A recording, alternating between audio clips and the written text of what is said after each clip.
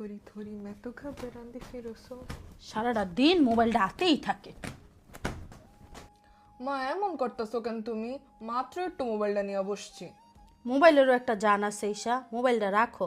ইত্তেহারে অনেক ছুটি কাটাইছো, এখন যাও বই নিয়ে পড়তে বসো। আচ্ছা যাইতাছি। যাওয়ার সময় কয়টা আলু সিদ্ধ দিয়ে যাইস। ঠিক আছে।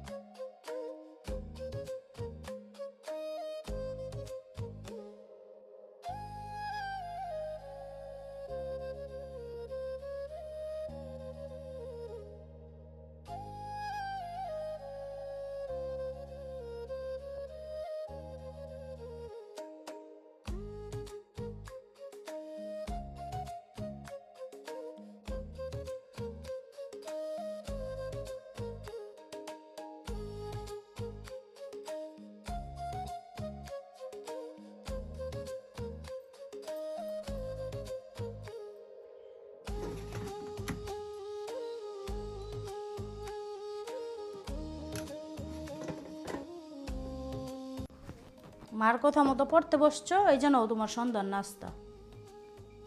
না এবার খাইয়া বলো চিজি পটেটো বলটা কেমন হয়েছে। মা চিজি পটেটো বলটা চমৎকার হয়েছে।